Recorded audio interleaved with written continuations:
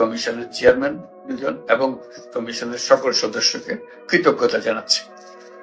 এটা আন্তরিকভাবে জানাচ্ছি, নেহাতি এটা সৌজন্যমূলক ভাবে বলছিলাম। আপনারা যখন এই সামান্য দু কথা দিয়ে শুরু করলেন, আমাদেরকে জানালেন, কতজনের মাথা নাড়া দেখলাম, তাতে বোঝা গেল কোন জায়গাতে আপনারা হাত দিয়েছেন।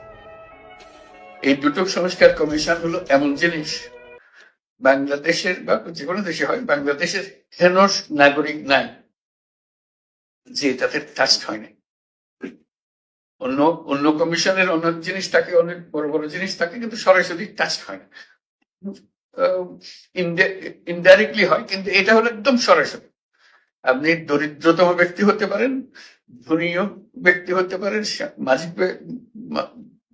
মাঝের লোক হতে পারেন, এটা এই দুটার থেকে মুক্তি নেই।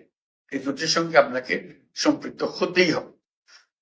এবং আমাদের যে অভিজ্ঞতা, দেশের যে অভিজ্ঞতা, এটা হলো হেনস্থার অভিজ্ঞতা, অবমাননার অভিজ্ঞতা। আমরা নাগরিক হিসেবে যে আমাদের একটা দাবি আছে, অধিকার আছে, সেটা ভুলে যাওয়ার অভিজ্ঞতা, নত জানু হওয়ার অভিজ্ঞতা। এখানে যে আসার কথা শুনিয়েছেন, সেটা এই যে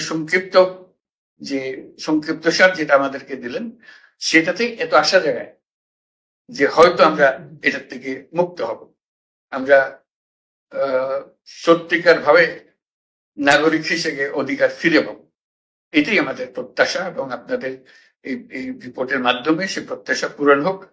আপনাদের এই রিপোর্টটা আমরা এখন সংস্কার কমিশনের রিপোর্ট হিসেবে জনগণের হাতে দিয়ে দেব, এবং রাজনৈতিক দলের হাতে দিয়ে দেব, সিভিল সোসাইটি অর্গানাইজেশনের কাছে দিয়ে দেব, যাতে করে তারা একমত হতে পারে যে এগুলো করে ফেলা ভালো। কারণ আমরা মনে করছি আমাদের এখানে আমাদের মাথা নাড়ছি, আমাদের ভালো লাগছে, সবাই যেন এটা মাথা নাড়ে, যেটা ঠিক কথা বলেছেন, আমাদের একটা প্রাণের কথাটা বলেছেন। কারণ আমি তো ভুক্তভোগী, আমাদের তো পণ্ডিত হতে হবে না এটা বোঝার জন্য, অন্য জিনিসে পণ্ডিত হতে হবে। যখন সংবিধান নিয়ে বসি সেটা পণ্ডিত হতে হবে, কিন্তু এটা তো পণ্ডিত হওয়ার দরকার নেই। এটা আমার সঙ্গে কথাবার্তা, আমাকে যে হেয় প্রতিপন্ন করে প্রতিদিন, এটার থেকে আমাকে মুক্তি দেবে, এটার আশার কথাটা আপনারা বলেছেন। আশা করি আমরা এটা সবাই একান্ত মনে এটা গ্রহণ করবে এবং বাস্তবায়ন করবে।